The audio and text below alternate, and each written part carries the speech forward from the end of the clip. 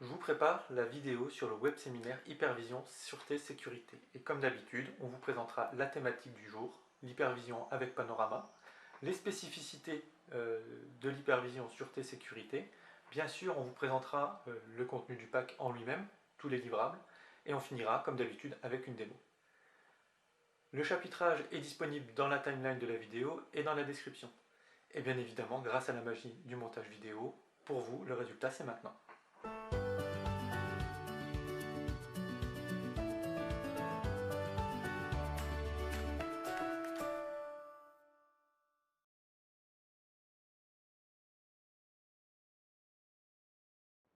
Alors, historiquement, on est orienté logiciel de supervision, donc avec historiquement Panorama E2, et c'est un ensemble de logiciels et d'objets logiciels et de programmes autour de la supervision pour tout type d'industrie, donc que ce soit la partie industrielle, réseau de terrain, avec des PC, des puces, ce genre de choses.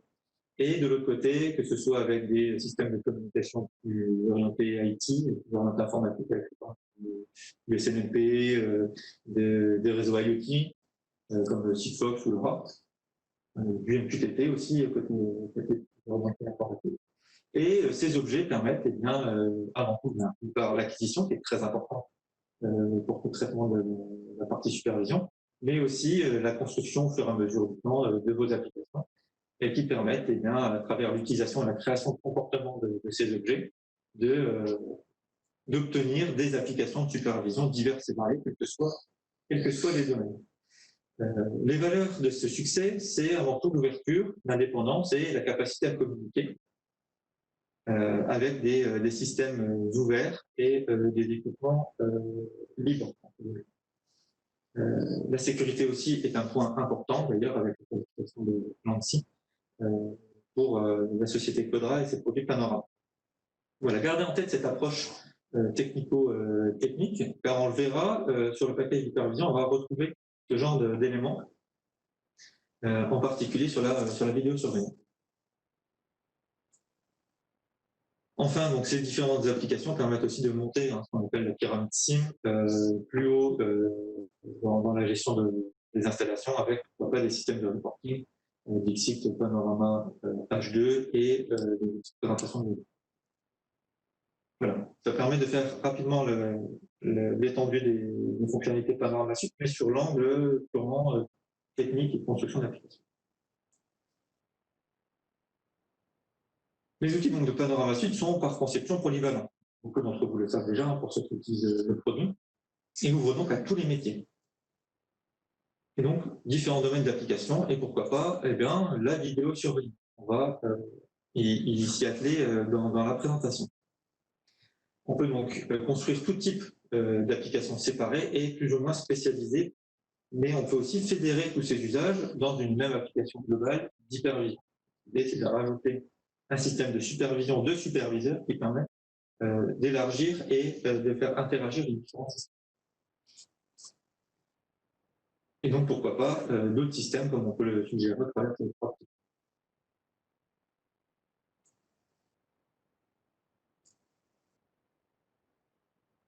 L'hypervision apporte de nombreux avantages. Déjà, l'idée, c'est de conserver ces équipements distincts et sa verticalité de ces différents métiers, avec leurs avantages. Et, l'idée, c'est de faire converger un petit peu tous ces différents systèmes au travers d'un système de communication supérieur qui permet de reporter différentes informations et donc de créer de l'intelligence et des interactions et des synergies entre les différents systèmes. Donc, ça permet de faire une fédération, un espéranto entre les différents systèmes, mais à partir du haut, pas à partir du bas. Le but est que l'utilisateur, l'exploitant, ait un seul système pour utiliser toutes ces différentes installations. Le point important aussi est de conserver tous ces systèmes indépendants pour pouvoir aussi conserver tous les outils secondaires et périphériques, ce qui permet d'installer les systèmes, de les paramétrer, de les configurer, de créer des applications de chacun de ces sous-systèmes de manière indépendante. Pourquoi intégrer tout simplement ces outils de paramétrage dans l'outil de supervision est assez fastidieux et pas forcément ouvert dans tous les systèmes qui proposent ce type d'interaction. Donc l'idée, c'est que d'un point de vue exploitant, l'exploitation, de conserver cette fonctionnalité d'hypervision. Voilà pour le premier point de l'hypervision en général. Et je parle beaucoup de vidéosurveillance, alors que le sujet, c'est plutôt l'hypervision en général. Pourquoi ? Parce que historiquement, en fait, la difficulté, elle est plutôt en lien avec la vidéosurveillance. Les systèmes de vidéosurveillance évoluent assez vite. C'est un domaine assez pointu. Je travaillais moi-même aujourd'hui. Et ceci élargi aussi à la sécurité en général avec le contrôle d'accès, détection d'intrusion, etc. Et du coup, des éditeurs indépendants ont émergé pour répondre à ces besoins de polyvalence et d'ouverture sur la vidéosurveillance. Et du coup, on retrouve des acteurs qui sont similaires à Panorama et spécialisés dans les systèmes de vidéosurveillance, avec des philosophies d'indépendance, d'ouverture, de sécurité, les mêmes valeurs que je vous ai précédemment citées.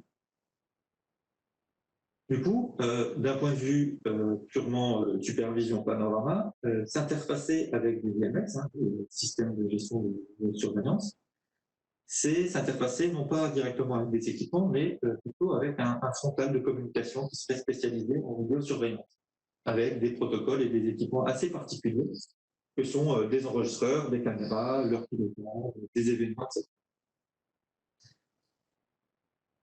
Dialoguer avec ces systèmes tierces permet de rendre Panorama assez agnostique. Pourquoi ? Parce qu'on reporte la difficulté de compatibilité, d'intégration des nouveaux systèmes, les protocoles de compression de vidéo, de communication, différents pas, vers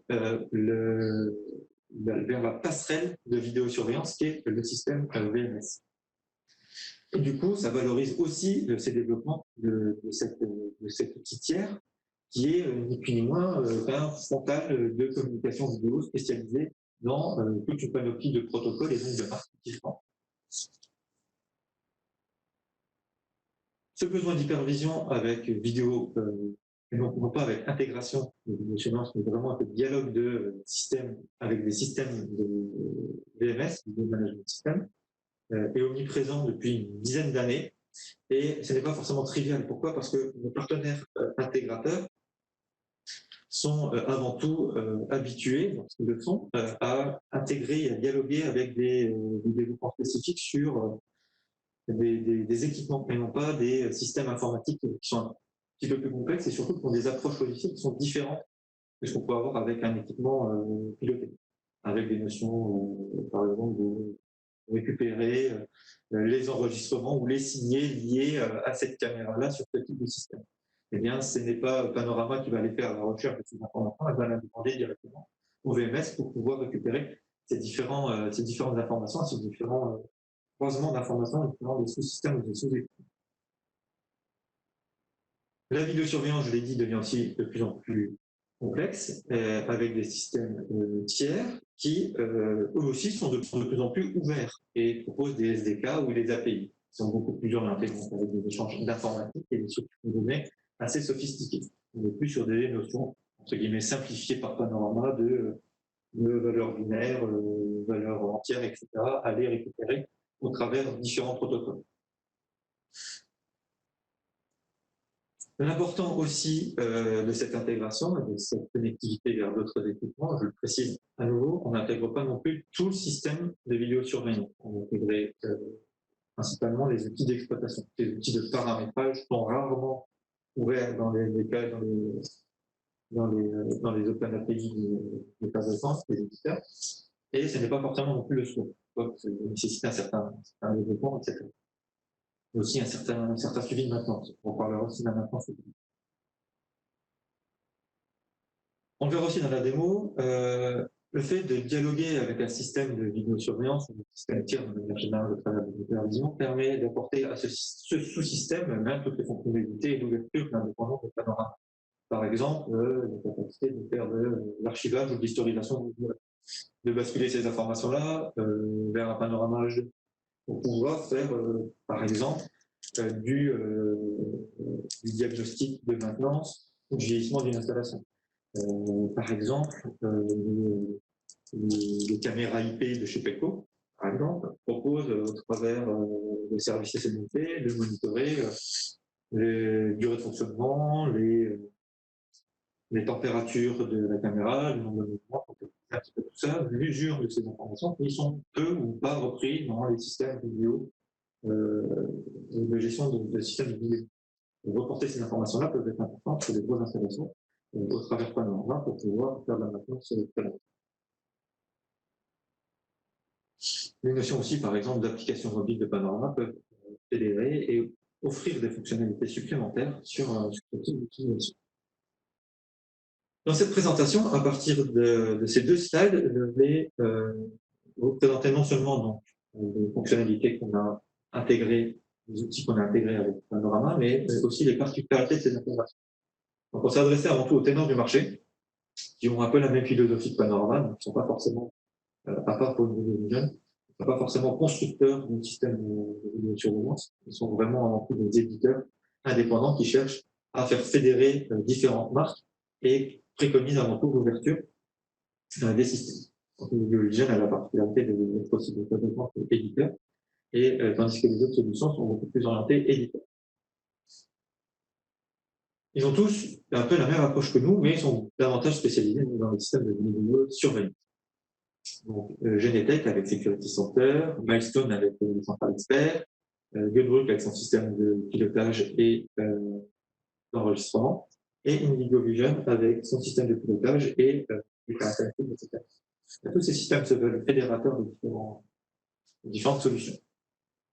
Ici, la spécificité, c'est que ces systèmes ont été intégrés de manière standard dans Panorama, et donc sont exploités et suivent le cycle de vie aussi bien de l'éditeur tiers, avec ses mises à jour, ses évolutions, ses nouveautés, mais aussi avec le support. Donc, côté Panorama, il y a le versioning, les améliorations, le suivi du SDK et la compatibilité ascendante. Et au cours de tous ces projets, eh bien, il y a eu aussi des spécificités, des éléments un peu plus particuliers qui sont utilisés dans les installations des clients finaux, qui ont été soit développés par Panorama et Codera sur des développements spécifiques, soit réalisés aussi par des intégrateurs qui ont la compétence de sortir un Visual Studio et d'interfacer avec différents systèmes. Donc là, on vous a mis deux systèmes qui sont spécifiques à la sûreté-sécurité, avec des systèmes de vidéosurveillance, mais aussi de contrôle d'accès, d'anti-intrusion, etc. J'avais fait d'ailleurs un web séminaire il y a longtemps sur les caméras Axis concernant les développements et l'intégration de systèmes extérieurs. Donc là, on est plutôt basé sur des équipements, caméras vidéosurveillance, qui est des 212 PTZ de mémoire. Là, dans le pack sûreté-sécurité, on cherche davantage à s'adresser à des systèmes complets. Donc, en résumé, les éléments standards suivent le cycle de vie et de maintenance, tandis que les éléments spécifiques sont plutôt faire des workshops et intervenir spécifiquement sur les installations en accord avec l'intégration effectivement.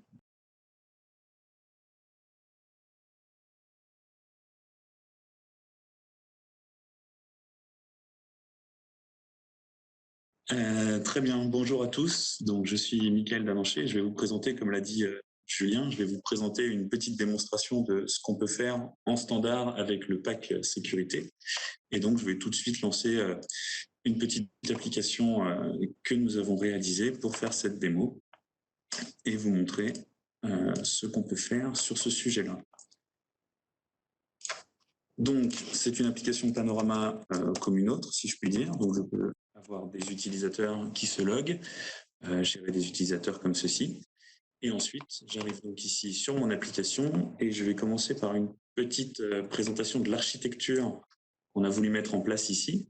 L'architecture est la suivante. Donc là, on est sur un PC de démonstration qui va être interconnecté avec différents systèmes que je vais vous présenter juste après. Mais ce que je voudrais vous dire en premier, c'est que comme c'est une application, on peut avoir plusieurs contextes.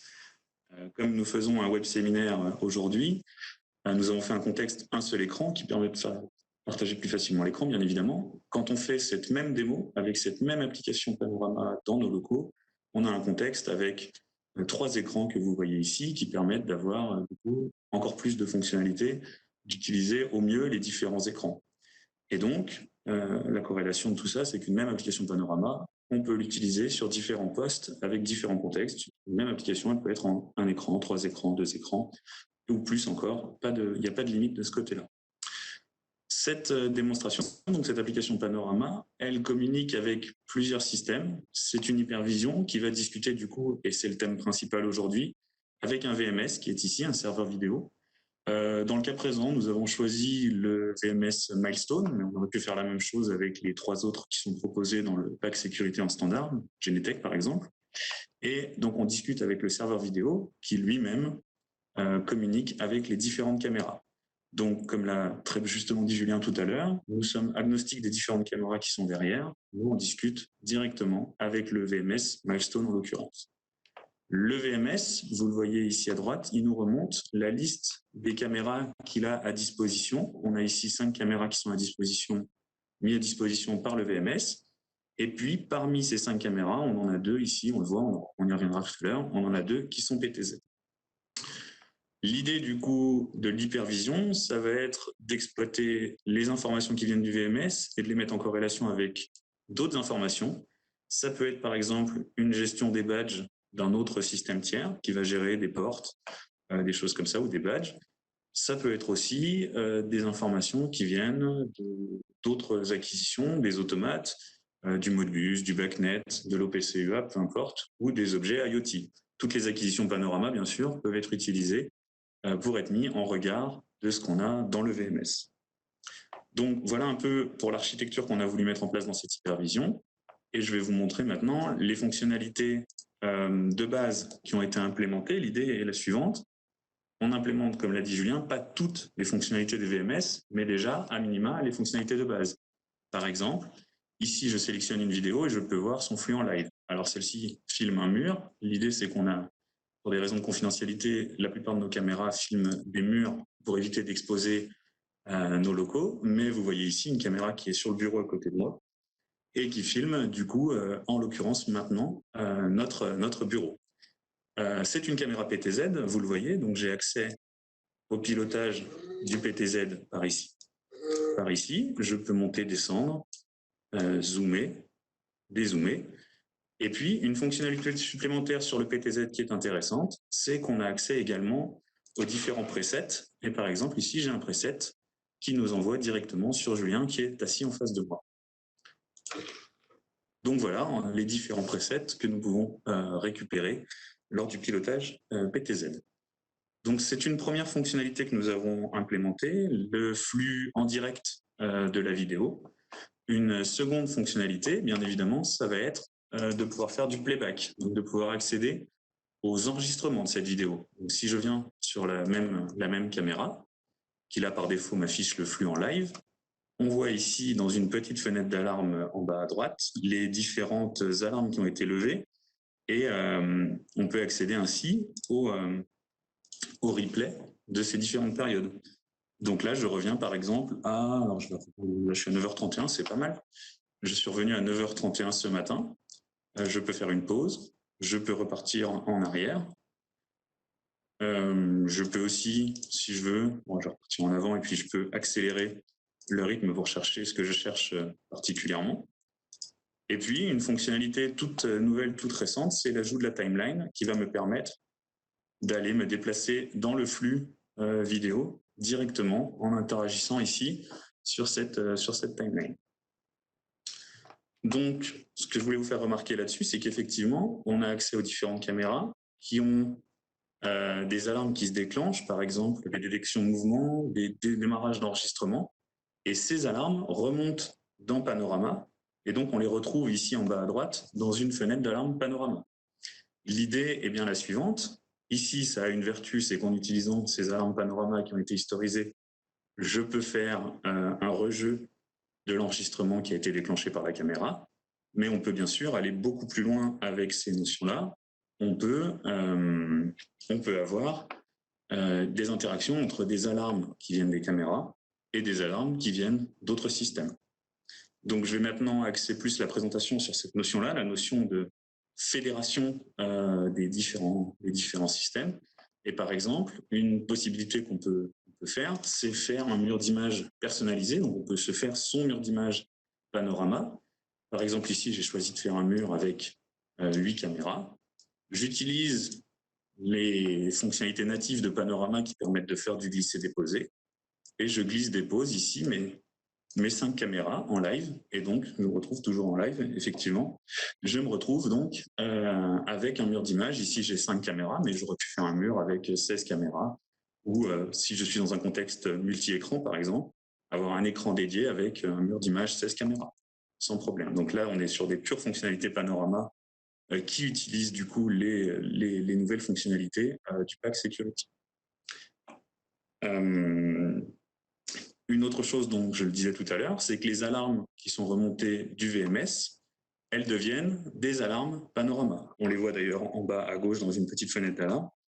On récupère les alarmes par exemple de PTZ qui sont ici, et ce sont des alarmes Panorama comme les autres. Et à ce titre, on peut les étudier avec les autres alarmes. Par exemple ici, la gestion d'accès va nous remonter des alarmes. Alors là, en l'occurrence, la gestion d'accès ne remonte aucune alarme actuellement, mais on pourrait avoir ici des alarmes remontées par la gestion d'accès et les corréler avec les alarmes de la vidéo. Une autre possibilité intéressante qui nous est offerte par ce nouveau pack sécurité, sûreté, sécurité, ça va être de faire par exemple ici le plan d'un bâtiment où on va pouvoir mettre sur un même plan, sur un même niveau, des caméras et puis d'autres objets de la GTC, de la détection d'incendie, par exemple ici des détecteurs d'incendie, des portes, des choses comme ça. Et par exemple ici sur ma caméra, si je fais un petit clic droit, eh bien je me retrouve avec un petit pop-up qui me donne le flux en live de la caméra, les alarmes actuelles de cette caméra, la possibilité de les acquitter, toutes ces choses-là. Je ferme ce petit pop-up. Je peux aussi, par exemple, toujours en faisant du glisser-déposer, prendre mes caméras sur mon plan et puis venir faire mon propre mini-mur d'image avec ces caméras-ci. Et puis enfin, une autre fonctionnalité qui montre le côté fédérateur. Imaginons, je suis ici du coup à mon étage, mon premier étage. J'ai un collègue qui m'appelle, qui est coincé devant la porte 4, qui me demande de la déverrouiller. Eh bien, je peux par exemple faire un clic droit sur ma caméra. Je vérifie qu'il s'agit bien de mon collègue. Donc, imaginez que la caméra filme plutôt la porte plutôt qu'un mur. Je vérifie que c'est bien lui, je fais une levée de doute, et là, je vais pouvoir piloter le système de gestion de porte pour déverrouiller la porte. Et voilà, la porte se reverrouille 5 secondes après. Donc, c'est une possibilité. J'utilise le flux vidéo que j'ai récupéré du pack sécurité pour piloter, par exemple, des portes à distance. Une autre possibilité, ça peut être de faire le trajet inverse, de récupérer une alarme qui vient d'une acquisition Modbus, par exemple, et de lui associer une caméra pour pouvoir faire une levée de doute à distance sur cette alarme. Par exemple, ici, j'ai une fenêtre dernière alarme, et puis je vais simuler le déclenchement d'un détecteur de mouvement qui est là, et ce détecteur de mouvement, il s'est déclenché, et normalement, j'ai le flux vidéo qui s'affiche, donc c'est l'effet démo, évidemment, le flux qui veut plus s'afficher ici, qui s'affiche bien à cet endroit-là. Donc voilà, l'idée est la suivante, c'est bien ça, j'ai une alarme qui a été déclenchée par une acquisition, ça peut être une acquisition Modbus par exemple, ça me déclenche une alarme Panorama, donc on retrouve l'alarme ici, l'alarme est affichée là, et j'ai donc un flux vidéo lié à cette alarme, un plan d'étage lié à cette alarme, et puis je peux faire du coup la levée de doute et acquitter mon alarme et faire le cycle normal. Et puis si j'ai une seconde alarme qui se déclenche, eh bien, à ce moment-là, par exemple, une alarme sur la porte, une alarme porte forcée, encore une fois, la vidéo associée qui s'affiche ici. Donc, on peut faire des choses comme ça, associer vraiment des informations qui viennent de divers systèmes, des acquisitions classiques, je dirais, en Panorama, Modbus, OPCUA, avec le VMS, par exemple. Voilà pour la démo des fonctionnalités dans l'application. Je vais maintenant rapidement vous montrer ce que ça donne dans Pano Studio. L'idée est la suivante. Nous fournissons du coup en standard pour 4 systèmes. Donc, le Security Center de Genetec, pour Gutbruk, Indigo Vision et pour Milestone, nous fournissons en gros 4 objets. deux qui sont en exploitation, deux qui sont fonctionnels. Donc les deux objets d'exploitation sont les suivants. On a le serveur proxy qui va permettre de gérer les flux qui viennent des caméras. Et puis on a l'afficheur vidéo qui lui va directement permettre d'afficher ce qu'on voyait tout à l'heure. C'est un objet d'exploitation qu'on glisse-dépose dans une vue et qui permet d'afficher directement le flux vidéo en direct ou les enregistrements, bien sûr. Parallèlement donc à ces deux objets d'exploitation, nous avons deux objets fonctionnels. Le proxy d'alarme qui permet, comme son nom l'indique, de remonter les alarmes du VMS. Donc ici, on retrouve vraiment toutes les alarmes de toutes les caméras de tout le VMS. Et puis, si on veut rentrer dans des choses plus spécifiques, on peut en plus déclarer les alarmes particulièrement, donc déclarer une alarme, chaque caméra avec son nom que l'on connaît. Et en déclarant chaque caméra avec son nom que l'on connaît, l'avantage, c'est qu'on va pouvoir surveiller plus particulièrement cette caméra, donc vérifier qu'elle est bien connectée, qu'elle est bien disponible pour afficher le flux. Et on va pouvoir également remonter les alarmes particulières de cette caméra. Donc on a vraiment deux options possibles fonctionnellement. Soit on utilise directement le proxy d'alarme et on remonte toutes les alarmes, toutes les caméras. Et à ce moment-là, directement, juste en utilisant le proxy d'alarme, on peut accéder à toutes les caméras du VMS. Ou alors, si on connaît les caméras, ou si on en connaît certaines, qu'on veut surveiller particulièrement, on peut instancier des objets gestion caméra qui permettent de particulariser les traitements pour ces différentes caméras. Il y a un cinquième objet ici, qui sont les paramètres de connexion, qui permettent du coup, c'est une bibliothèque de paramètres, qui permet de renseigner la connexion au VMS. Ces objets sont donc utilisés ensuite, comme vous le pouvez le voir, ils ont exactement le même nom, quelle que soit la classe. Donc pour chacun des quatre systèmes, on retrouve Alarm Proxy, Camera Manager, Server Proxy et Video Display. L'idée, c'est que derrière, dans mon application Panorama, ici par exemple, j'ai fait un objet métier qui est un niveau au-dessus, un objet métier que j'ai appelé Caméra, qui utilise lui-même la gestion caméra, en l'occurrence celle de Milestone. Et ici, très facilement, en passant en mode renommage avancé, je pourrais switcher et passer sur une gestion caméra de Genetec ou de Gutbrück sans problème. L'idée est bien, pour un intégrateur ou pour un développeur d'application, de faire des objets métiers qui sont vraiment situés encore au-dessus et de se rendre même carrément, finalement, agnostique aussi du VMS.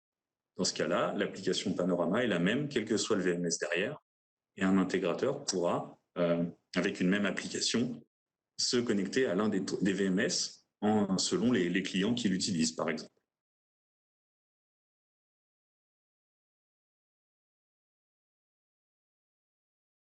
Donc, de manière générale, l'hypervision, historiquement, c'est le Panorama E2 qui nourrit les principes Panorama Script avec ces notions d'objets, de construction d'interconnexion et de composition. Et donc, tout naturellement, nos clients, nos intégrateurs ont utilisé Panorama E2 en tant qu'hyperviseur pour pouvoir faciliter des opérations et construire des IHM tels qu'ils le soient. Au fur et à mesure du temps, l'intégration s'est complexifiée vers les différents systèmes de vidéosurveillance et l'expérience montre que des acteurs semblables à Panorama ont émergé et spécialisés. Donc, on va voir ce niveau, Maxime, et le niveau que nous avons sélectionné. Et ces systèmes deviennent plus ouverts aussi et proposent des SDK ou des API qui permettent de dialoguer avec des systèmes à niveau supérieur, dont Panorama. Une petite précision par rapport à ça, les fonctionnalités qui sont disponibles dans Panorama au travers des SDK, ce sont des fonctionnalités qui sont disponibles dans l'API, dans l'ouverture du protocole, dans l'ouverture du produit, et non pas forcément dans les fonctionnalités natives du produit. Il peut y avoir un delta entre ce que le système VMS propose dans ses propres outils et ce qu'il est possible de faire avec son SDK. Je le précise, pour être tout à fait honnête avec vous. L'essor de la VMS donc, vous invite à dialoguer davantage avec des systèmes spécialisés, du coup un frontal, ce qu'on pourrait appeler une passerelle dans le monde industriel que nous connaissons, vers des systèmes tierces et donc qui eux-mêmes gèrent les équipements et donc les protocoles qui vont avec des spécificités sur les flux, etc. Et l'idée est de rendre un panorama agnostique de ces équipements qui évoluent très vite via ce type de plateforme. Le but étant, bien sûr, de s'interfacer avec des solutions ouvertes, en standard, au travers de plaques sûreté-sécurité, mais aussi, selon les projets, de pouvoir faire des développements spécifiques en partenariat avec les intégrateurs sur des équipements plus particuliers, voire des systèmes. Ça fait partie aussi des questions qu'on vous posera dans le sondage juste après, qui est important. Quels sont les types de systèmes que vous utilisez et que vous n'avez pas forcément vu aujourd'hui et qui pourraient être compliqués à terme de voir si on pourrait les utiliser en standard dans Panorama.